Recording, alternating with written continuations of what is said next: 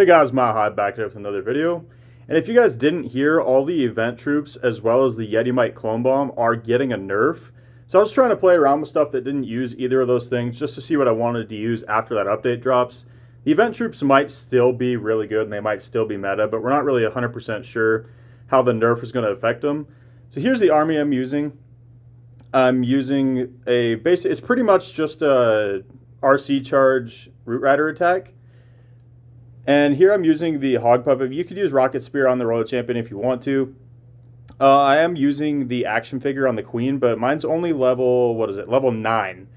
So even if you guys have an under-leveled action figure, I think it works really well with this, just because you're popping that giant arrow early, and you're using your Queen with the Siege Barracks to set the funnel, and then your action figure will actually tank for your Queen and keep her alive longer than the Healer Puppet would otherwise, I think.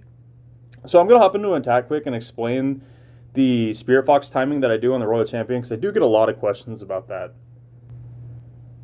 Alright, so I just want to explain quick what I'm doing with the Royal Champion, because you do want to keep your Fox alive for the main push in the army.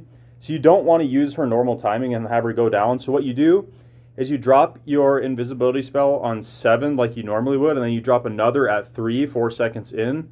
That way she'll be invisible until the Spirit Fox cycles, and you'll still get 2 extra seconds out of each Spirit Fox cycle. So I'll just show you what I do here. Alright, this is kind of hard to do while you're talking because you kind of have to count, but on 7 you'll drop your first. And then you would drop another on 3. So now when this one runs out, your Spirit Fox will actually be active, so now you can wait until 7 again. So you still get like 2.5 seconds out of her cycle that time. So we're going to drop another one at 3. And now she's invisible from the Spirit Fox, so we can wait all the way until 7 again. Drop another at 7. Drop another at 3. And now when this runs out, we're going to get the I think it's like 2.5 seconds from this Spirit Fox.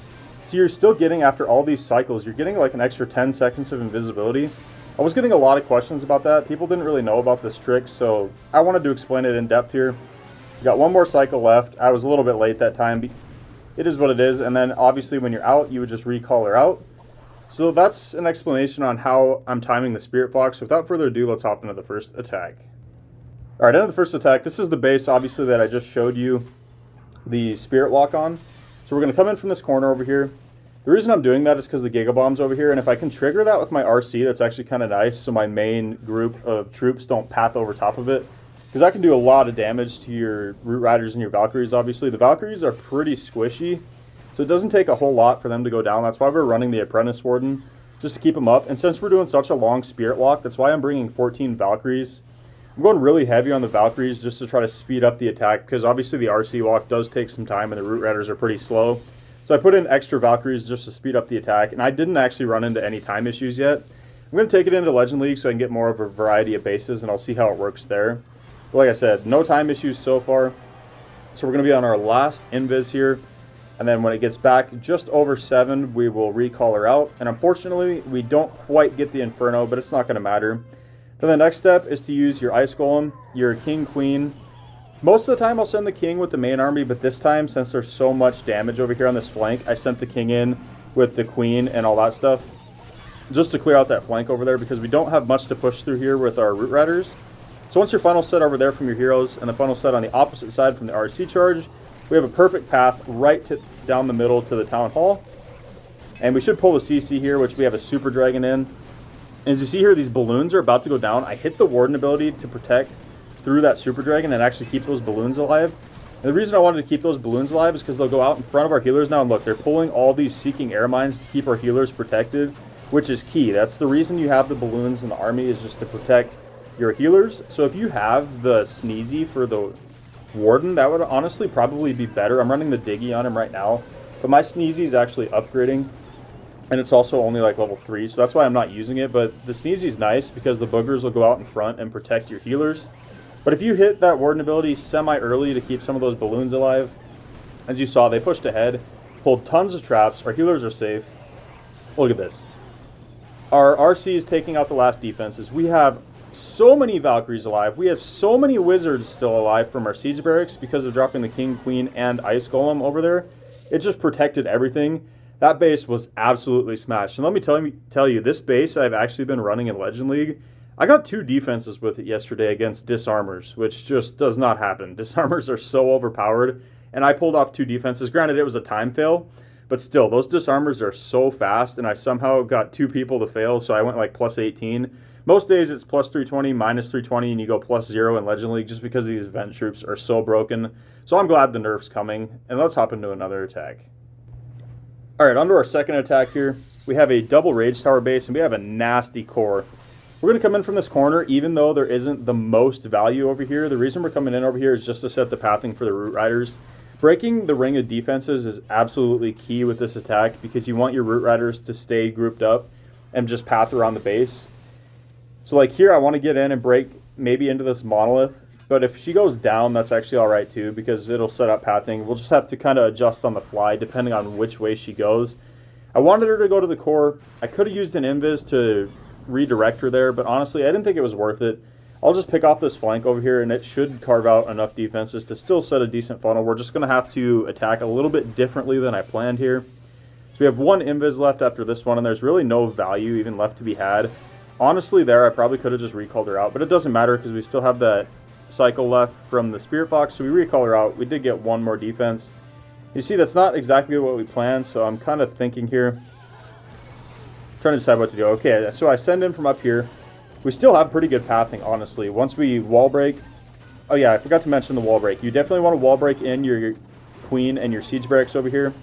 This is another one I probably could have sent the king, but I wanted the king to get his spiky ball and earthquake boots into this nasty core here, so that's why I sent the king with the main army this time. We get the wall break in over here. Unfortunately, our queen joins up with the main army, which isn't the end of the world, but if she would have stayed over here to the right, she would have taken out that ricochet cannon and everything, which is just melting my pekkas. But it's alright, we hit our warden ability to protect through this nasty rage core. We've got double multi-infernos, we have double fire spitters, the town hall is hitting us, we have 2 scatter shots, tons of damage that are completely negated by our warden ability. And unfortunately, our balloons were dead there, so as you see, we did lose a healer to a seeking air mine. But we hit our king's earthquake boots, and spiky ball just tears through the back of the base. Town hall is going to go down. We still have Valkyries up here from the siege barracks cleaning up. Just hit our RC ability. She'll take out that compartment of defenses up there, absolutely no problem. And the Valkyries will pick up the trash. We still have plenty of stuff alive. Root Rider opens up the wall. Our king's still alive, queen's still alive, the warden's still alive, RC is still alive. Basically, all 4 heroes still full health.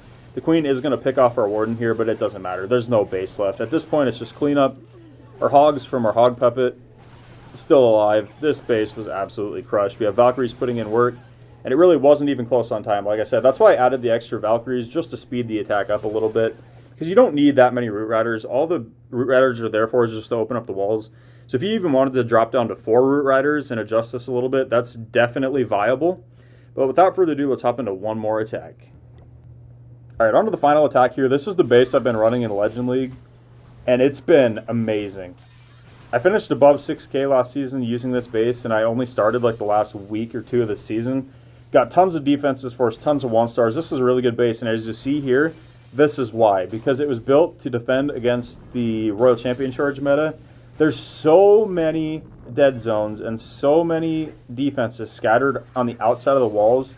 It's nearly impossible to get your Royal Champion to path into the base unless you waste invises just invising defenses to kind of get her to take the turn. But for me, I didn't want to waste too many and have her end up turning around and going back around to the outside anyway. So I just end up using them here, and my Fox unfortunately goes down. This is a very tough base to RC charge against, and I realized here that I'm not going to get the Town Hall.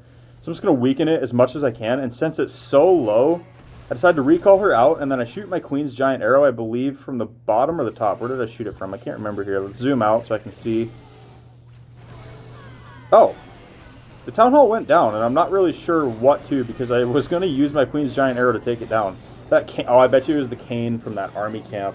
Yeah, I suppose the cane from that army camp took the Town Hall down, so I wasted my Giant Arrow because I was shooting it towards the Town Hall to take it out. We use our Queen and our Siege Barracks at the bottom with the Ice Golem. The Ice Golem's just there to pop early and just protect your Queen, obviously. We had a nice Warden ability. Look at this nasty Rage core again. That is a disgusting core. You got to make sure you time your Warden ability through Rage cores like that, or it can absolutely destroy you. And unfortunately, the Super Drag is putting in some work too, because we had nothing targeting it for some reason. I'm not sure what the Royal Champion was doing. But yeah, we still have a lot of big defenses up. We pop our Earthquake Boots and Spiky Ball. Clear out the core. There's nothing left in the core. Hopefully something can reach that monolith. Unfortunately, it targets my Queen, which is really unlucky. but my Frosty ended up slowing it down enough to protect the queen so she stays alive.